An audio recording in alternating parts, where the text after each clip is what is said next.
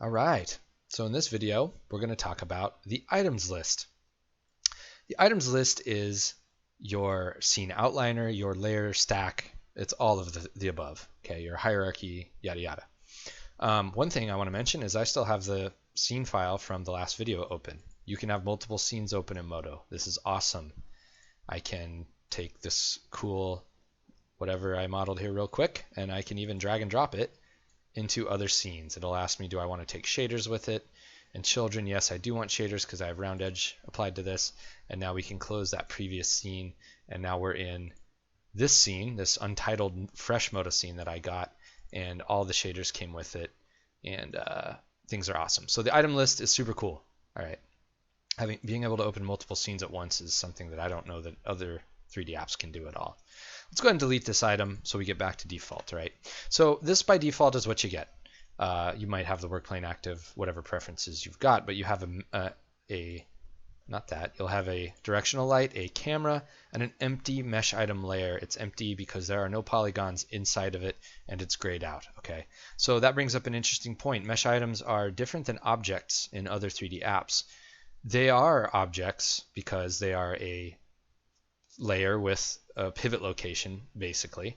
However, they're really just containers for components, and you'll understand how to think of that more differently than other apps here just in a short bit when we talk about copy pasting and things like that, okay?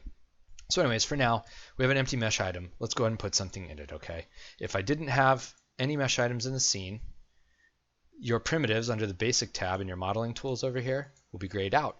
You can either hit add item here or here, add mesh, or you can hit N key, N as in Nancy. That is for a new mesh item, and it gives you an empty mesh item. And now we're back. So let's go ahead and just draw out a primitive, right? So if you just click this guy, the cube tool activates, okay? And you can start drawing your cube. Now it's snapping to the work plane. My work plane was in this direction, so that's where it's going to draw out my cube, okay? And this is your interactive creation mode in Maya, okay? Not too bad for cubes. Let's drop the tool by hitting Q or spacebar. Let's select those polygons and delete them. Not that good for cylinders, right? Because let's drag the work plane here. Let's do it like this. It's, it doesn't constrain them, right? And then you have to, do that and then drag this guy out, and then you're like, I need to move it. And after all, let's go ahead and make this 2 by 2 by 2 centimeters, and that's tedious, right? So let's go ahead and let's just hit 3 to select polygons. That drops the tool. A better way to do it, and my preferred method, and I have my radial menu, I have a cylinder, activate the primitive tool that you want to do, hold control key while dragging, okay? And that's going to constrain the proportions of your cylinder or cube or whatever. And the best part is it still leaves the tool active so that you can change your number of sides or whatever you want to do, okay? Because once I drop this tool by hitting Q, spacebar, escape, activating another tool, whatever, those options go away and there's no history in Modo to get back to those. So you'll have to edit this by using modeling tools at this point. That's about one of the very few times where I actually miss history in Maya, okay, is if I drop a primitive and I still wanted, and I was like, oops, I want to do more sides to it. Not a big deal, you can just make another one, right? So you can go to whatever, draw that guy out, and then if you still want it at the origin, you can select those polygons, and into your basic tab here, there's center selected, whatever axis you want, let's center it on all, and now it's snap that guy down to the origin, okay? Something else I want to point out is if we move this guy off again, down here in the corner it says 14 polygons. I have 14 polygons selected, right?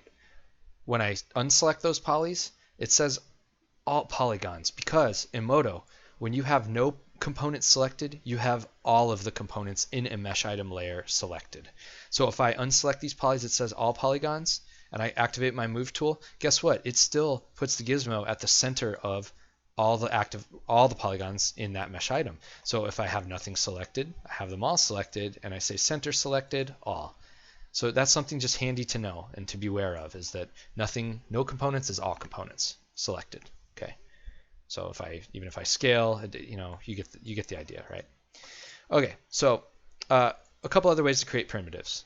Let's go ahead and delete these polys, and I can just have none selected, and I can hit delete because they're all selected. If I hold Control and see this little measuring guy that pops up, that's because what it's going to do is it's going to give me a 1 unit primitive, whichever I click on, based on some default settings, in the mesh item layer that's selected at the origin. Okay. The downside is that I don't get any parameters here. I can't tweak number of sides, blah, blah, blah. Okay. But that is one way to go. Okay, let's delete that. Lastly, let's leave it because I'll show you, it might help with what's going to happen next. Okay, so now if I hold Shift, you get a plus. So Control, you get measuring, that's 1 unit in the mesh item. Shift, you get a plus because it's going to make a 1 unit primitive at the origin in a new mesh item layer. And in this case, it names it automatically cube because I made a cube. Okay, you can rename this whatever you want, right? We can, whatever you want. But that will put it in a new mesh item layer and quickly make whatever primitive you want to make, okay? Most of the time, you're going to find yourself doing, you know, what I did here when I made the, I hold Control and draw it out. And then you can choose whatever you want, okay? Whoops. My bad. So let's make a 12-sided with 1 segment, okay? And let's go ahead and move that guy to the, see if that's selected, it's going to jump that down, but if we have them all, it pops it down to all. Okay, so we got a couple items in the scene now we can play with. All right, let's go ahead and select this guy, or not select this guy, and Control to constrain my angle snap on my rotation tool. Okay, and let's scale this guy up a bit, just so we can see what we're doing. All right, so I was going to tell you how to combine and detach objects. All right, so you're not going to do that. You're not going to, you can merge meshes here. You can select them and then right click, merge meshes, but that's not really what you want to do.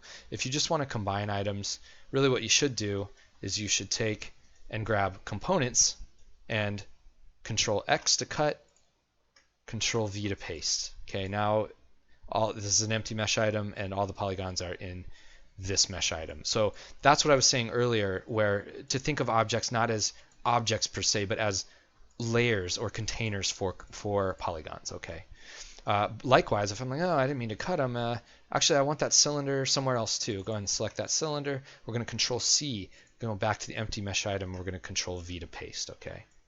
So super handy. Now, if you wanted, you can do that within a mesh item. So I need to make a cap for this guy, right? Control C, Control V, W to move. Pull that guy up. See how I just copy pasted that component right back to where it was? I'm going to B to bevel. We'll talk about modeling in a little bit. And now I've duplicated that face. Okay. Super, super handy. Now what if I want a hole, but I need to make something else? We can Control X, Control V to paste right back where it is. But the difference is now this guy is detached from the vertices. Okay. So that's how you detach a face. Okay, really handy stuff. You guys, this is so intuitive. I wish other 3D apps worked this way, okay, with just copy pasting components. Instead, they're combining items into new items with shape nodes, and it's crazy, right? It could be this simple, and it is in Modo. Okay, so moving on, let's go ahead and look at, well, this is real simple. We've got 2 mesh items. Let's group them, okay? Same thing as anything else. You select both mesh items. You can do it here by clicking, control clicking, or, you know, if you shift click, it would get everything in between it if there were other things in between it. And you hit Control G. Okay. Likewise, you can go into item mode, which is the 5 key. You can select all your items, Control G, right? And that's the same as in anything else. They're now parented to that group folder. Okay, so if I move in item mode, this group, it's just as you'd expect it to behave in Maya. Okay. Alrighty, so let's talk about duplicating items. If I'm in item mode and I want to duplicate whatever, I'll select whatever and I'll hit Control D, just like you'd expect. Now that's in item mode. Okay, so it duplicated that object. All right. When I move items in item mode, just so you know, that has now moved the pivot, just as in Maya. So 90% of the time, unless you're doing animation or whatever, really just move things in component mode, because it helps, you know, put your gizmo where you want it. It's not pivot based, it's action center based, and we'll talk about that in maybe the next 2 videos from now. We'll talk about the action center. Okay, so move things in component mode. If you move them in item mode, it will physically move your pivot. Okay. Last thing I'll talk about super fast is Instancing, let's talk about instancing items. Now, if I want to make an instance of this one, it's offset. Let's just delete this item. Okay, it's offset from the origin. There's a number of ways to do this, and we're not going to talk about modeling in this video, but if I select polygons, okay, and you go to your duplicate tab, you can go to clone. In fact, let's go to, you can instance clone, but let's go ahead and see if it works in item mode. Let's go ahead and mirror now, which is here in your duplicate tab. The default shortcut is Control V. Okay, so let's mirror this guy in the x-axis. Okay. Oh, my bad. Let's hold down on mirror and say instance mirror. Okay, and now click in the viewport. All right, so now what we've got is a mirror instance of that item, but it still is instanced.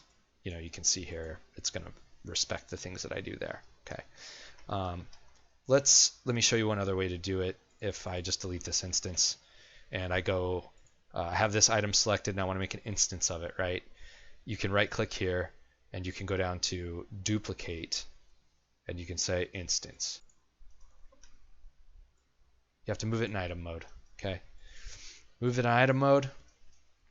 I do a modeling op, it's still gonna, no matter how that it's not mirrored, it doesn't matter where you put it, it's still gonna see this as an instance item and respect that. Okay, I won't go a lot into instancing because it's clear that I don't know that much about it, but they're handy to use when you want to mirror geometry over and you don't want to work on two sides, especially if symmetry is breaking on you or something like that. Okay, so anyways, those are the methods of doing it. All these duplicate tools, if you hold down, they have instance versions of them, so I recommend doing it that way on components. Okay. All right, so let's go ahead and wrap this video up, and in the next lesson we're going to talk about selecting geometry. Okay.